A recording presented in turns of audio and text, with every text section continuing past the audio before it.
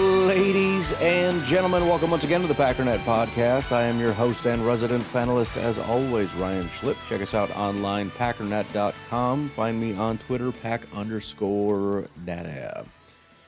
All right, so as I said, I'm sure most of you didn't see it, but yesterday on social media I mentioned it was very late, and I was like, I'll just do it tomorrow. But that means the show is going to come out later. With that said, I do want to try to hurry a little bit so that I can get this posted as soon as is possible. We also got another family event coming up, celebration, birthday stuff going on. So I want to try to hurry as much as I possibly can. Busy day, busy day. We also... To further complicate things, I wanted to kind of just give my thoughts, which I will. I will give my thoughts. But turns out PFF is on their game today, and they have their grades out already. So I guess it'll be a combination, what I thought, and then backfill that with what PFF saw. So without further ado, we'll do kind of like what we usually do after the fact, going kind of position by position here. First of all, overarching thoughts, obviously fantastic game. I mean, just like you can't tell much from losses, you can't tell much from wins either. The score is still not necessarily the most important thing, but it's always fun to see the guys having a good time. I mean, you could tell that they were loving it. Matt LaFleur was having the time of his life over on the sideline. I mean, guys were having a good time. Also, good score means guys are having are doing a good job. So I mean, some people probably helped their chances a little bit as far as at least putting some good stuff on tape, because that's always the other thing is you're even if you don't end up here in Green Bay, you're putting some positive tape out there, giving yourself a shot somewhere else. Losing and you suck, the team, then there's not a lot of people from around the NFL scrambling to see that one random play from one random player from that team that got the crap kicked out of them. But I'll tell you what, let's do this actually. Let's start with PFF. I don't want to go through everything, but just kind of to make sure that we hit on this, the highest and lowest for offense, defense, and special teams, and then we'll circle back position by position. So on offense, I don't know if we'll do below a 55. Let's just say guys 40 or below. There were only 4 of them because there's so many guys with so many grades. Let's just talk about god-awful. Donovan Jennings, who had one of the highest grades last week. I was kind of excited. Maybe we have something in Donovan Jennings. I actually saw that, too. I was watching, and I remember thinking, man, who is frickin' 67? That was terrible. And sure enough, it was Donovan Jennings. Obviously, that was not his only mistake of the night. Tyrod Taylor, who has at no point provided any confidence in me that he'll be able to play quarterback at any point for us if things go south. I know he's not a premier starting quarterback, but good Lord, I thought he was at least going to look like a decent backup and a competent starter, considering his experience in the NFL, and he has looked like Kyron Drones since he's been here. It's been terrible. I don't know if he's just not grasping the scheme or if he's getting screwed with guys just happening to not get open or something. I don't know what the situation is. But I remember watching him last night thinking, has he completed a single pass? I know he completed a screen pass at one point. I don't know, maybe he completed one somewhere else, but it was terrible. And it's been terrible since day one. So he was the 3rd lowest graded. Then Brent Banks, that was another one. I remember seeing a really bad sack given up. That was at right tackle. Same thing, who the heck was that? And then I heard the announcer say Brent Banks, so not a good day for him.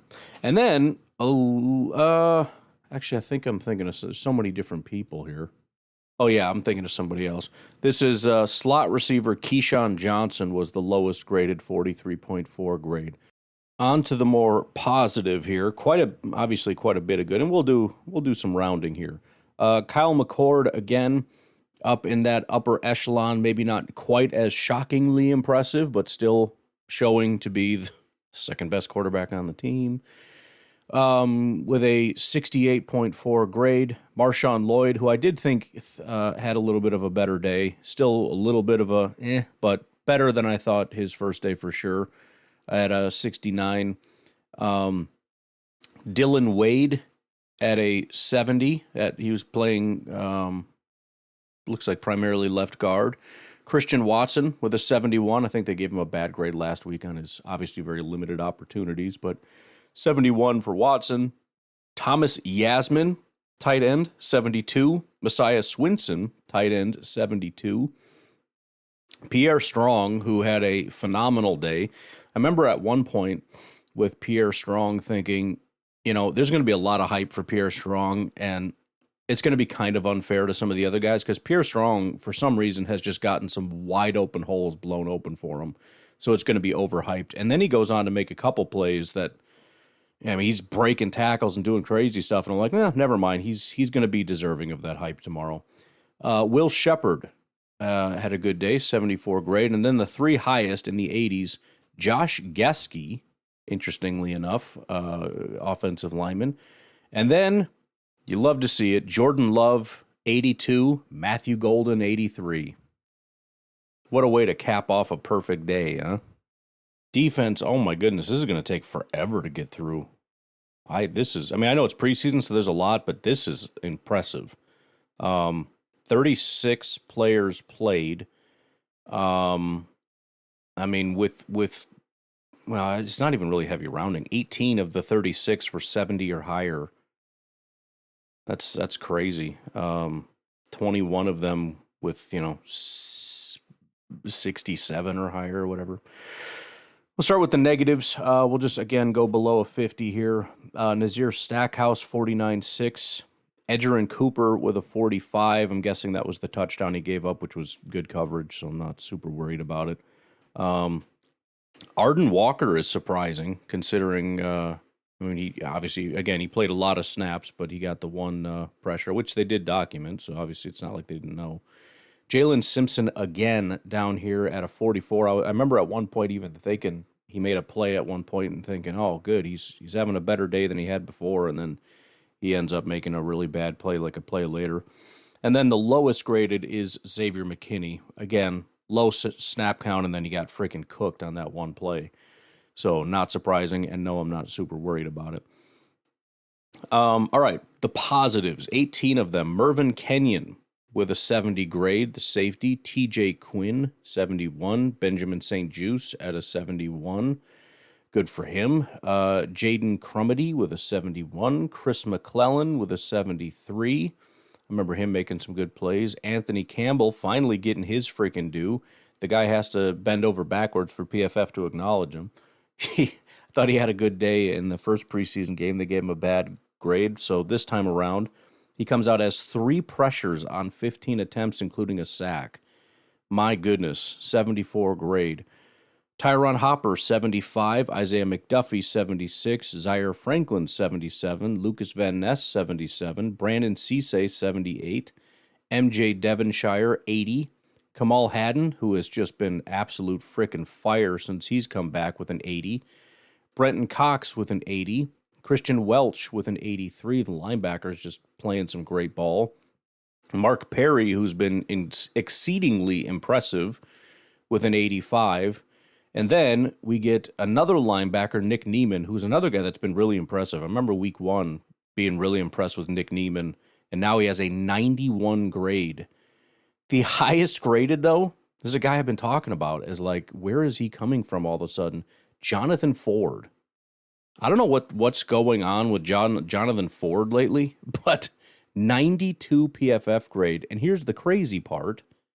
It's his pass rush, at least in this instance. He only had 9 pass rush attempts, and he had 3 pressures. Jonathan Ford's like 330 pounds. Yeah, it's 340. I don't know his current weight, but PFF initially listed him at 338. 67, so nearly 70 run defense grade on top of that. So, again, you don't have to read too much into a 20 snap performance, but it's just one of those things where, I don't know, just something's different with Ford. He's never been good. It's never been very positive with him. And all of a sudden, it's just something seems to have switched. Special teams, not very many on either side. In fact, I'll do sub 55 because there's only 4 of them. Brandon Cisse with a 53, Mark Perry with a 51, Thomas Yasmin with a 43, and Tyron Hopper with a 32. All 4 who had good days in their respective positions. Not so much special teams. The 2 really bad ones were Yasmin and Hopper on special teams.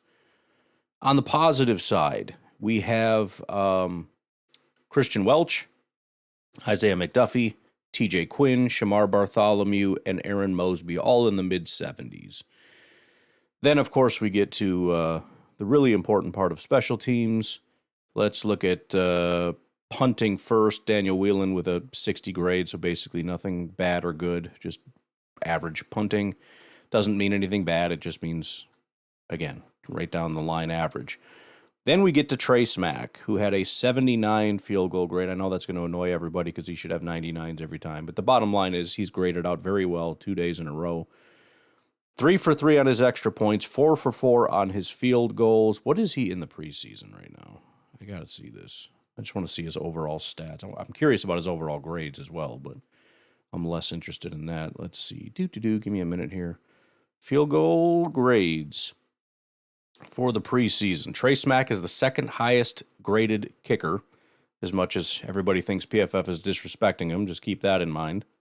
And the only guy that's graded higher, really, actually, let me filter this a little bit. I bet he's not even on here anymore. No, he is. I don't know how, because he's made 2 field goals. But his 2 field goals came from in the 40-yard range and then the 50-yard range. So really, that shouldn't even count. I could filter this a little bit more, actually.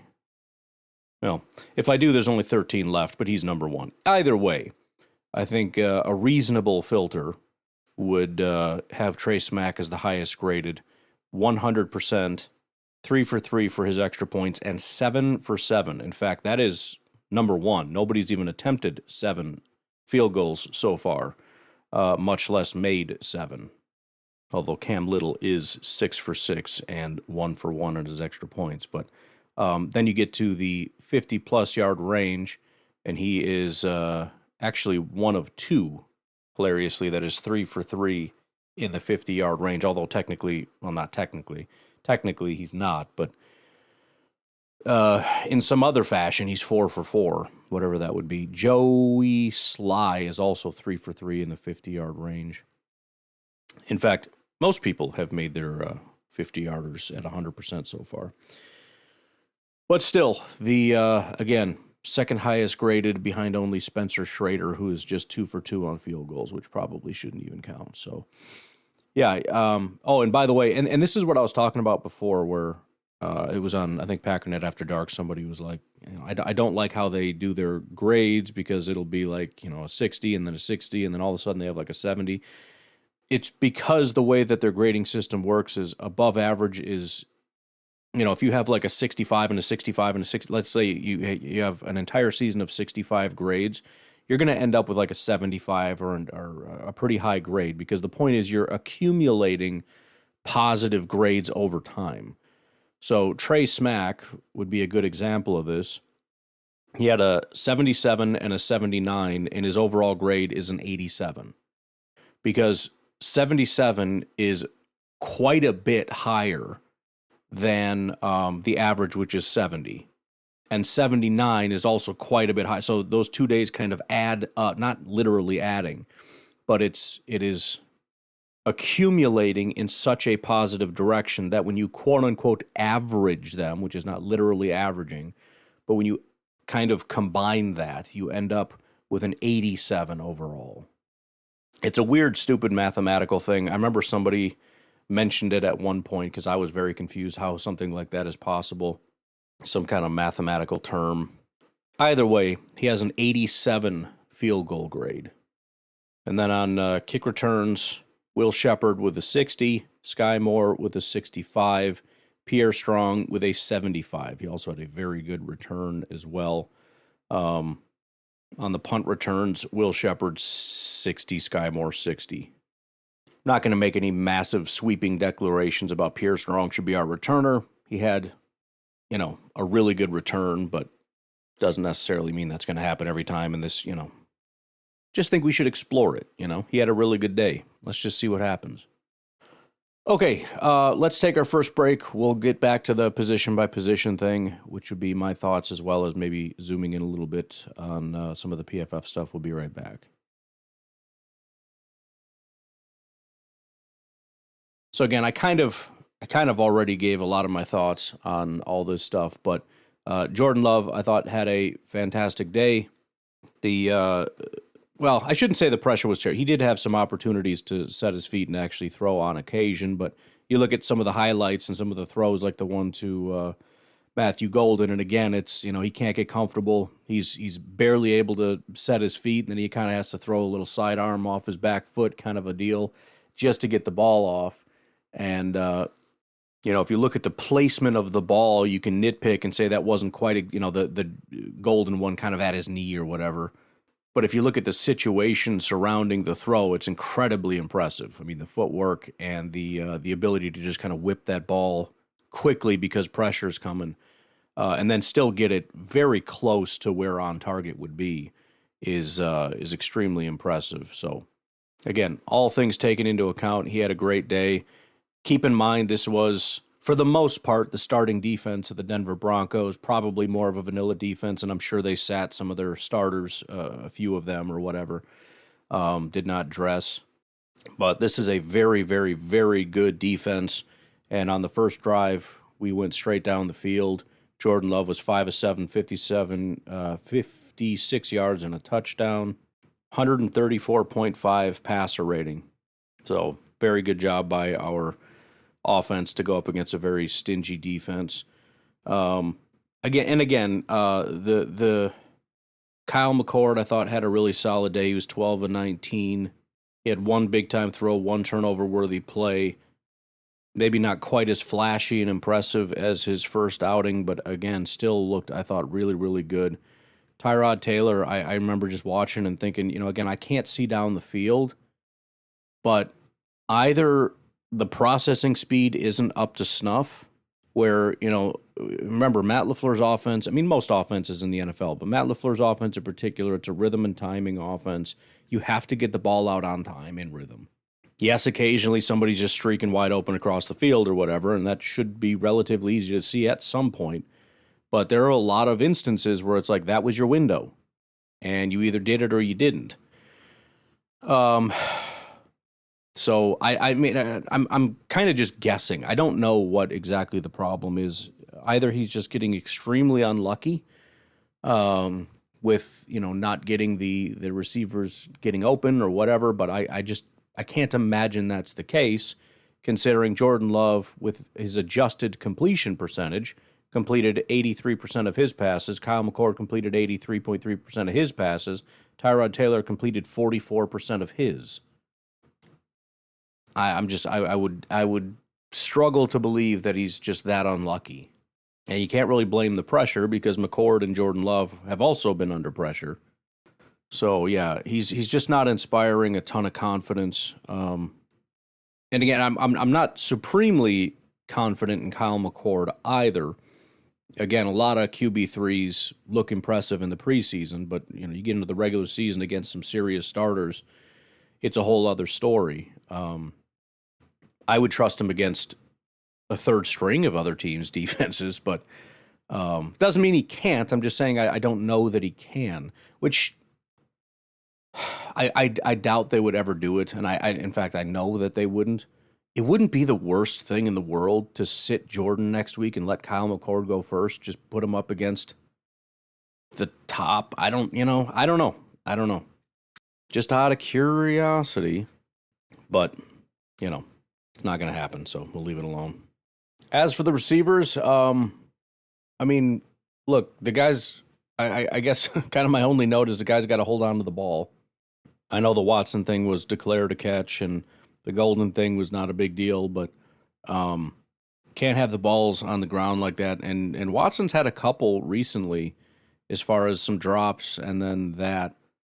So I've mentioned that I'm not worried about it because his hands have gone from a liability to an asset.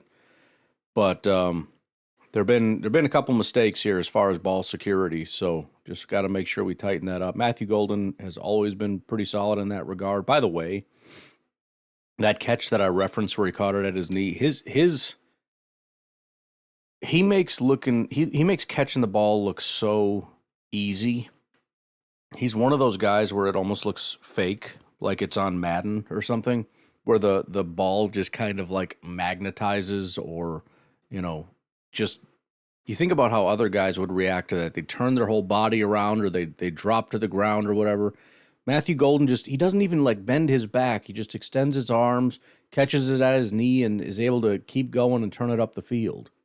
He just has such, I don't know what exactly the words are that I'm trying to come up with, but you know what I mean. It's such a natural, simple, and almost unreal and unfair ability to catch footballs. And sometimes those little nuanced things are going to make a big difference in terms of, number one, I mean, as far as catch rate and things like that. If Jordan is inaccurate or something, other guys will not catch it, and he will. But you also think how many guys are going to twist and fall or drop down or whatever to try to catch that, whereas he's going to not only catch it, be able to continue running and then accelerate and then turn it up the field to get extra yards. It just makes him so much of a better target because sometimes you can't always, put it out in front of a guy because there's a defender there or something. So you got to kind of like slow him down, or you got to put it in this spot or that spot. And if he's the kind of guy where it doesn't matter where you put it, as long as I can physically reach it, I'm coming down with it. Jordan's going to start trusting him more. Matt LaFleur's going to start trusting him more. And you're going to start to see that grow and grow and grow with Matthew Golden. And, again, yesterday was a big step in that direction. I don't know anybody else particularly stood out. It's possibly the problem with doing next day. I mean, there were definitely guys that stood out. Will Shepherd probably did about as much for his chances as anybody else. He was 6 for 6, which was tied for the most amount of targets. It was double the next most amount of receptions at 3. He had 47 yards, which ties the most amount of yards, and he had a touchdown on the day, which was one of 2 and the only receiver. Touchdown was also a very impressive toe drag kind of a deal. So, yeah, Shepherd for sure had the best day. Now, what does that actually mean? Well, maybe it just means securing a practice squad spot because I can't imagine there's any room on the 53. But it is a tightly contested. It's not a minor thing to, and I can't even guarantee he locked it up. But it's not a minor thing to make headway there when you look at how good of a job guys like J. Michael Sturdivant have done. When you look at Isaiah Nayer and what a great job he's done, he had a pretty solid day yesterday as well. I mean, even the wide receiver practice squad room has got a lot of competition. But we'll just go through all the receiving grades, which includes running back, tight end, whatever. But real quick, different than overall grades. The 2 really bad grades were Keyshawn Johnson and Jaden Nixon. Jaden Nixon with a 28 receiving grade. On the positive side, Marshawn Lloyd 70, Isaiah Nayer 70, Christian Watson 70, Will Shepherd 71, J. Michael Sturdivant 73, Matthew Golden 79, and then Messiah Swinson. 1 reception for 11 yards, but 84 receiving grade for Messiah Swinson. Moving on to the running backs. Again, I kind of was going to come into this with the idea that I was not going to overhype Pierre Strong and Jaden Nixon because a lot of the runs that some of these guys were having were kind of blown wide open for them, but I thought they ended up having some really nice runs on their own. Jaden Nixon, particularly interesting, being a rookie UDFA, I believe, so that's a kind of fun one to explore and see what he's got going on. Ended up being able to punch in that touchdown. That had to be a fun, exciting thing for him. With that said, though, Only one guy graded out well. I mean, there's a lot of, pretty much everybody else was average. The lowest graded running back was Damian Martinez. He had a 57 grade, and then Chris Brooks was a 61. So all basically average. Marshawn Lloyd, though, 73 rushing grade. 6 attempts, 17 yards, 2.8 yards per attempt, which again is why you can't necessarily just use yards per attempt because the guy had nowhere to go. But they gave him a 73 grade, 2.83 yards after contact, which means what? The contact was just slightly before a 0 yards. Aside from Pierre Strong, he actually had the highest yards after contact. So that is to say he got freaking screwed. He also had 2 missed tackles forced on his 6 attempts, which is really impressive. Pierre Strong with 3, and I think that was all on one play. That was a heck of an impressive play. Nixon and Strong were the only guys that had carries over 10 yards. Pierre Strong's was 12 yards. Jaden Nixon with a 16-yard carry. Nixon, by the way, 5 yards per attempt. Pierre Strong, 4.6 yards per attempt. Sky Moore also had his end around that went for 6 yards. But, the running back room is actually, it's kind of interesting because it's almost becoming a little bit like the wide receiver room. You know who the starters are. We have Josh Jacobs, Marshawn Lloyd, and then Chris Brooks is the 3. And then you've got a pretty interesting competition going on with at least Strong and Jaden Nixon. And I don't really know where that stands because I haven't put a lot of thought into it prior to today. But it's interesting to see where these guys maybe will stack up. And did Jaden Nixon kind of bump himself up a little bit on that depth chart? Offensive line, again, it's very hard to make observations, so we'll just go with what exactly happened at left tackle. Jordan Morgan played 14 snaps. He had a almost 70 pass blocking grade and a 58 run blocking grade. That's a very standard Packers grade. Dalton Cooper played 20 snaps, had a phenomenal day, about an average run blocking grade, but an 83 pass blocking grade on his 10 pass blocking attempts. And then John Williams, who they seem to be convinced is a phenomenal left tackle, had a 56 pass blocking, 55 run blocking, so not particularly fantastic day. Not terrible, but, not great. Left guard, good day across the board, apparently, which is surprising because Jagger Burton had that penalty, and I was kind of thinking, oh boy, here we go. Another bad day for him. But Dylan Wade, 67 run blocking, 83 pass blocking grade. Again, the overall being a 71. Jagger Burton, they gave a 62 grade to. He had a 56 run blocking grade and an 80 pass blocking grade. By my estimation, that is a phenomenal day. Average run blocking, very, very good pass blocking, is a great day for a Green Bay Packers offensive lineman.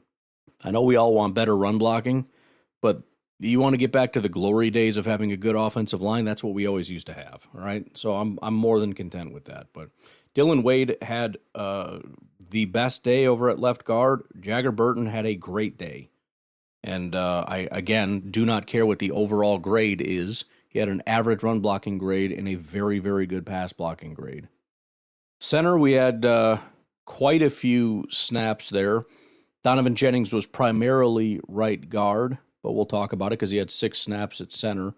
50 run blocking is a little too low for my preferences. Sorry about that cricket. It is just having a day over there. 18 pass blocking grade. 23 pass blocking attempts.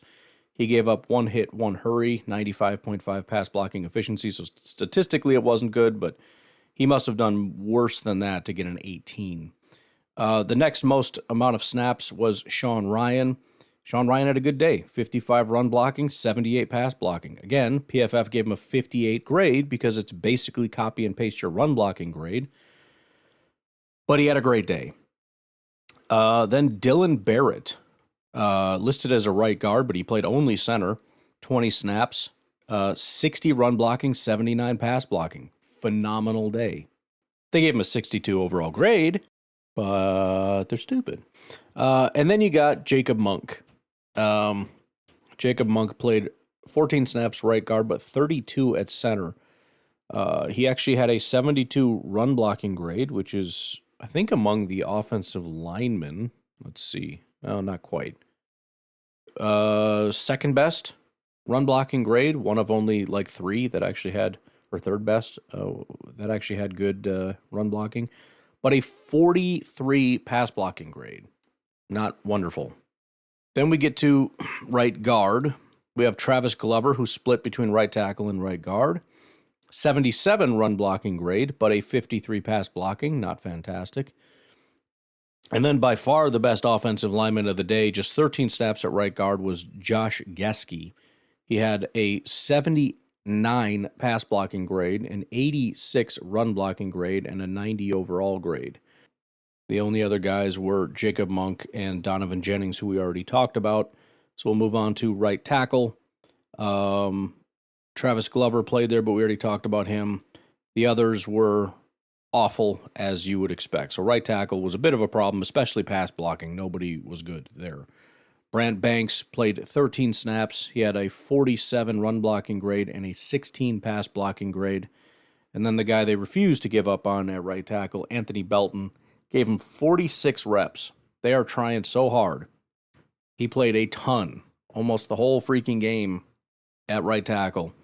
49 run blocking, 48 pass blocking. Honestly, for him, probably an upgraded day, but bad at both. Which is weird, because I thought if you were like 700 pounds, you just easily push people out of the way in the run blocking game, but apparently that's not the case. I don't know. It's a very confusing thing. I don't know why it's not that simple, but I guess it's not. But okay, we'll take a break, final break, and we'll be right back looking at the defense. All right, so we already went through the overall grades and whatnot. Trying to think if there was, I mean, as far as like things that stood out to me specifically, it's a lot of stuff that we kind of already talked about. I thought the linebackers had a fantastic day, kind of across the board. A lot of them stood out. I did notice Chris McClellan several times on several different plays. Obviously, we got to see Anthony Campbell. I didn't notice Jonathan Ford, but obviously he made a name for himself. Was happy for Arden Walker that he was able to make a play on his limited opportunities, although, again, PFF thought he was quite horrific on the day. Brandon Cisse looked good out there to me. It was unfortunate seeing McKinney get cooked, but, you know, it's kind of tough putting him in man-to-man coverage. He's a safety for a reason, so maybe we can cool it on that. I, in particular, was watching Van Ness most of the night. I thought he played quite well. Didn't completely get to the quarterback every time, but you could certainly see, you know, as far as winning with the guy across from him, he's an imposing force. There's no question about it. But anywho, let's get to the specific grades here. We did the overall. Let's look at the run defense on the negative side, and we'll do 50 below 55.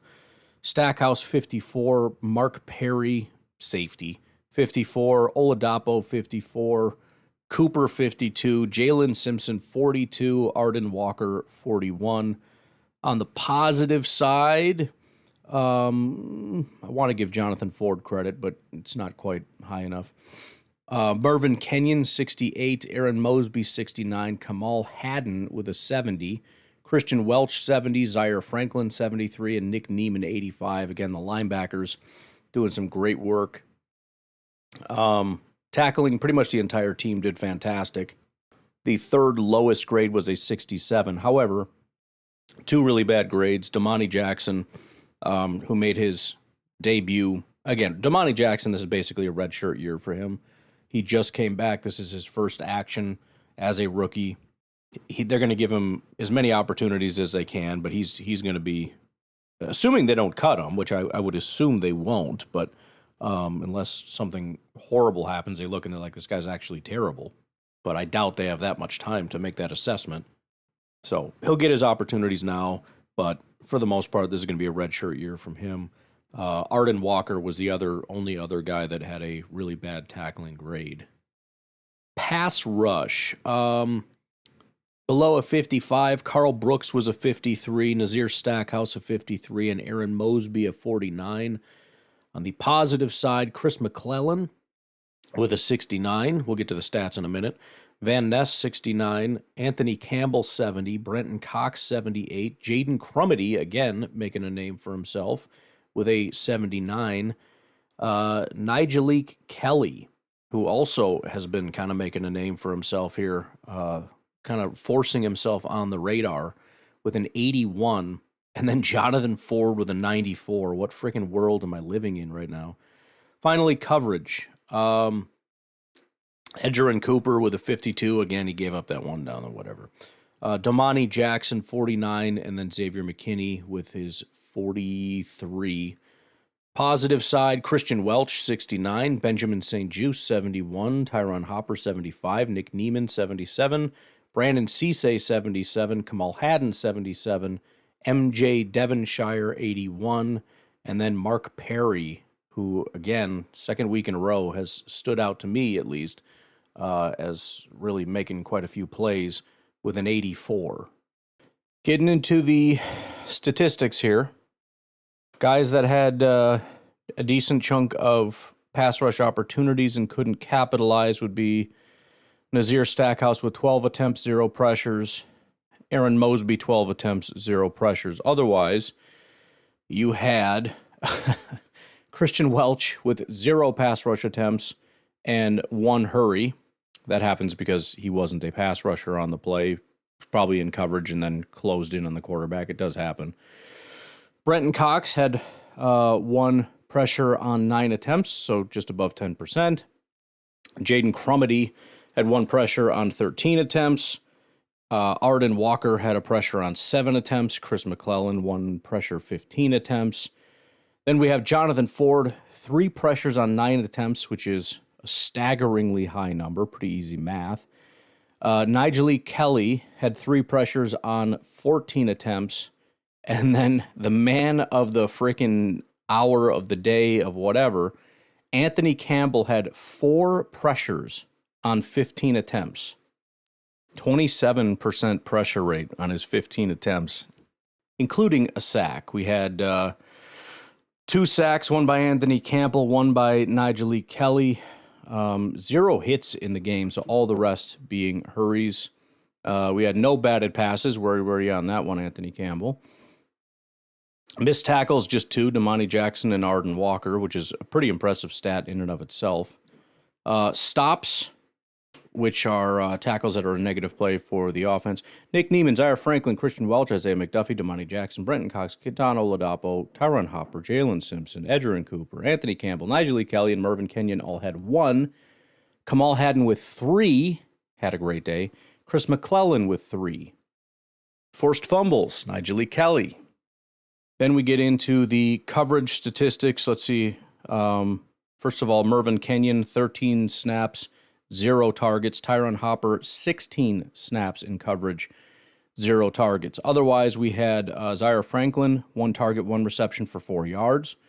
Evan Williams, 1 target, 1 reception for 4 yards. Oladapo, 1 target, 1 reception, 4 yards. MJ Devonshire had a, 81 grade for a reason. Only targeted 1 time, and he broke up that pass. So 1 target, 1 pass breakup. Edgerrin Cooper, definitely not the best. 1 target, 1 reception, 21 yards, and a touchdown.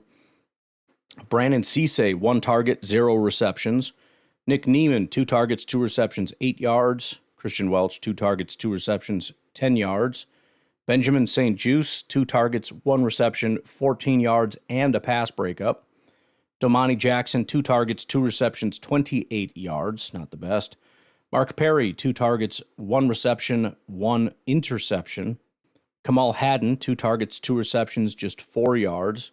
Xavier McKinney, 3 targets, 1 reception, 35 yards. So the 3 targets, 1 reception is obviously solid, but 35-yard reception is rough. And then Jalen Simpson was the most targeted, 4 targets, but only 2 of them were caught for just 12 yards. So that's it. I think I'm going to leave it at that. Fantastic day. Good job, Packers. I will talk to you tomorrow. Have a good one. Bye-bye.